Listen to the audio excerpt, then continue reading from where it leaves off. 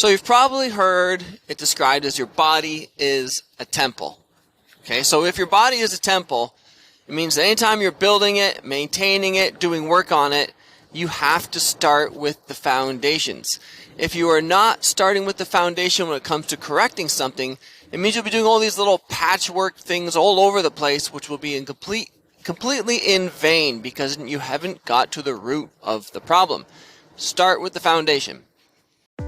Introducing the Paramena Bliss Podcast, a show dedicated to unraveling the mysteries of achieving optimal health naturally as you transition into perimenopause and menopause. Get ready to join your host, Dr. Seth Yates, an experienced naturopathic doctor, acupuncturist, and kinesiologist, as he shares his wealth of knowledge acquired from over 40,000 patient visits and 15 years in working with perimenopausal females. Welcome to the Paramena Bliss Podcast. Hey, this is Doc Yates. Welcome to Paramena Bliss, brought to you by PerimentalBliss.com and ablehealth.us. And today I want to talk about the importance of identifying and correcting the foundational aspects, the foundational treatments, as opposed to just chasing symptoms. So while symptoms are extremely important, it's like, think of it like a painting, like each symptom's just a different color, and all these different colors combine to make the picture. That's what these symptoms are. You can't just, see a painting and be like, oh, what we got to do is just throw a whole bunch more blue on there. No, you have to work on it from a picture, but these different symptoms help guide you to that. So, because typically what happens, mainstream medicine, is that there is a lot of symptom chasing. It's like, oh, you have anxiety, so we have anti-anxiety medications. You have inflammation, therefore we have anti-inflammatories. You can't sleep, therefore we have sleeping pills. We need to get to the underlying cause. And when you get to the underlying issue, here's the cool part, is that it means you actually have to do way less. Like, it's way easier to deal with one thing that's the cause of multiple things than try to treat all those things individually without addressing the root cause. So, ask a few more questions of why before you start the treatment in terms of figuring out what's the underlying root of the problem. So now that I've driven that point home, I'll give you an example. I've had a client come in recently, and they had anxiety, neck pain, stiffness, tingling in their hands. They had brain fog, sleep disturbances, weight gain. So that is a lot of and some tingling in their face. That is a lot of completely different symptoms. They seem completely random and erratic. But if I now told you that this woman was 49 years old, there's a clue in the picture, clue in the painting. All of these symptoms started in the last 2 to 3 years.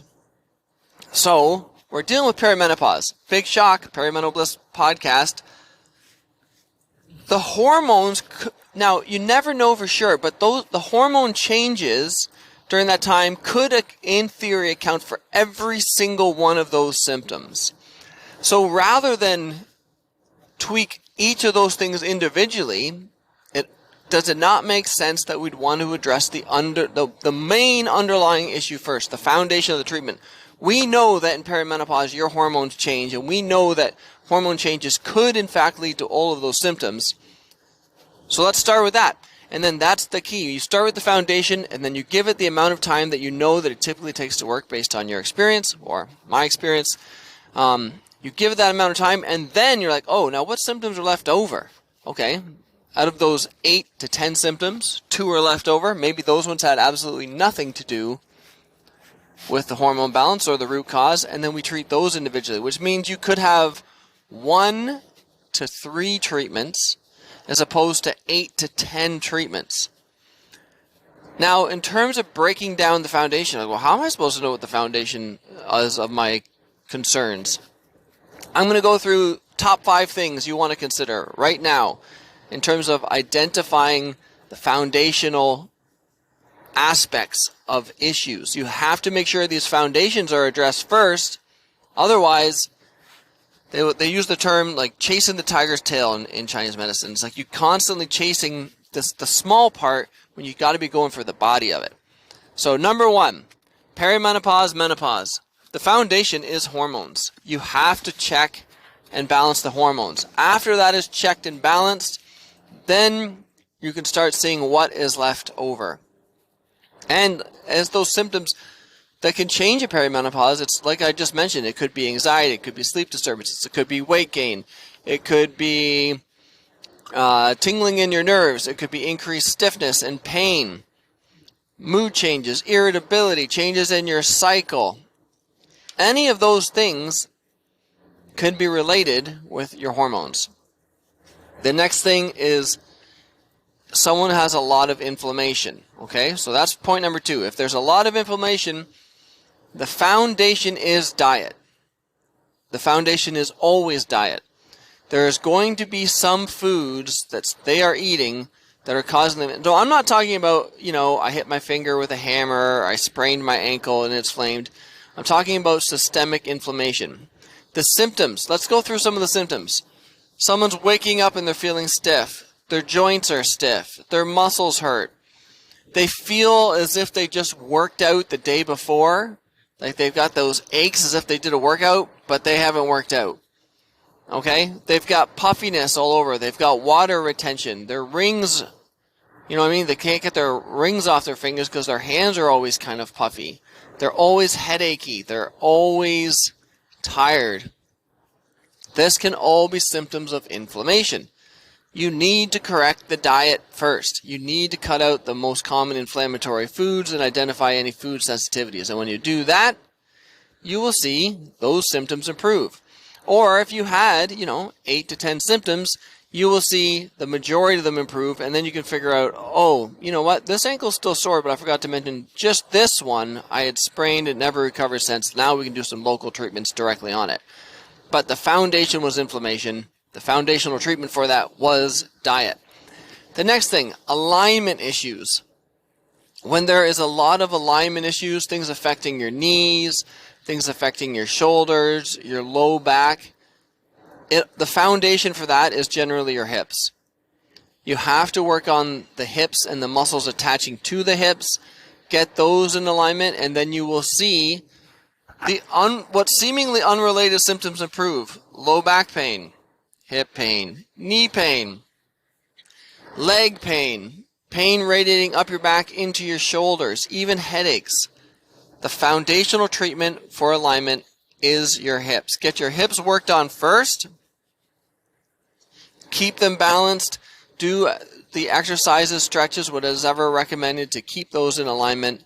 And then see what's left over. Oh, maybe there's still some neck issues. Maybe there's a few ribs that are subluxated. Any of those things. But start with the big ones first so you don't have to do all of the other things, because it's a lot of stuff to do.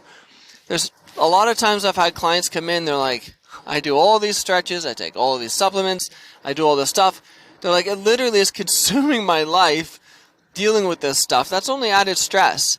So if we can just go through and identify, here's the top 3 things in your case, let's just deal with that and you can get rid of these other 12, because it's not uncommon for someone to come in and literally have 20 supplements, 10, 20 plus supplements that they're taking on a daily basis, because whoever was working with them before was just going symptom by symptom, like this is for that symptom, this is for that symptom, this is for that symptom. That is not what we're dealing with here. So number 3, alignment, start with the hips. Number 4, resiliency. This one's kind of it's harder just to kind of quantify, but the inability to handle stress, which can lead to anxiety, which can lead to feelings of insecurity, which can lead to worry. The best thing to do for that is repeated challenge, and something that you can do on your own is repeated challenge with exercise. So by constantly putting yourself into a state where you can fail, and then fail quickly, and then recover, and then repeat, it will make you more resilient. There's a lot of times the people that are so scared of failing, I'm not sure what happened, I'm not sure who broke you when you were younger, what happened? Get back on the horse so you can get kicked off again. Then get back on again. Continuously do that, and then small things that you've been worrying about won't even bother you anymore, because you'll realize they're not worth worrying about. So look for ways to challenge yourself. Look for ways to fail. It's weird advice. That sounds very counterintuitive. Look for ways to fail so that you can then recover and bounce back and see that it wasn't that bad. Failing is not that bad. In fact, it's a requirement of success. Recovery. I wanted to call this recovery because it fits for a lot of things. So people who, poor energy, poor focus, they sleep, but they try to sleep, but they don't bounce back. The root thing is sleep. Okay, now keep in mind, I would say there's a lot of factors that can influence sleep. So you want to figure out what those are. But if someone is tired, the first question is, how's your sleep? And the most common answer is, it's pretty bad. It's pretty crappy. So then you have to address the sleep as the root cause. The trickiest part for point number 5 is that there's many things that can affect your sleep. We've gone through this in a few podcasts before, but when it comes to sleep, for me, my goal is to start with as many natural things as we can do to improve sleep, and we kind of build it up. So everybody, by the time they come in for treatment, usually knows about sleep hygiene. And if you haven't done that first, start that. Which means, if you have a TV in your room, get the TV out of your room. If you're on the screen time all night and then trying to go to bed, stop that. Read a book instead. If you're drinking 5 cups of coffee a day, cut it down to 1 cup of coffee only in the morning. Do all of the basics. Because if you're not doing that, your recovery is going to suck. And if your recovery sucks, you're not going to be able to handle anything in the next day. You won't be as good with your family. You won't be as good at your work. You won't be as good at remembering things. You'll have a lot less motivation. Everything is worse. Everything is worse when your sleep sucks. It has to be a priority. So make it a priority over coffee, or over the second cup of coffee. Make it a priority over screen time. Make it a priority over staying up really late for no reason at all other than just binging on Netflix. Make your sleep a priority. Once you've done that and you've made it a priority and it's still an issue, a few of the basics, you can start with magnesium. Then you can start with some sleep herbs. Then you can start, if there's a hormone issue, you can address that. But the foundation of your recovery is sleep. You have to make sure that you are making that a priority and addressing it. So, top 5 priorities I was discussing, and top 5 foundations for today: your hormones, your diet, your alignment of your hips, challenging yourself with, challenge yourself with exercise, challenge yourself with new things that you can fail at and then bounce back, and then make your sleep a priority. Those are top 5 foundations. I hope this was helpful. This is Doc Yates signing off. Thank you for tuning in to the Paramena Bliss podcast. Don't forget to hit the subscribe button and visit paramenobliss.com for more valuable information on how you can thrive during your transition through perimenopause. Join our community of like-minded women who are dedicated to achieving optimal health naturally, and stay up to date with the latest tips, tricks, and advice from Dr. Seth Yates. And we'll catch you on the next episode of the Paramena Bliss podcast.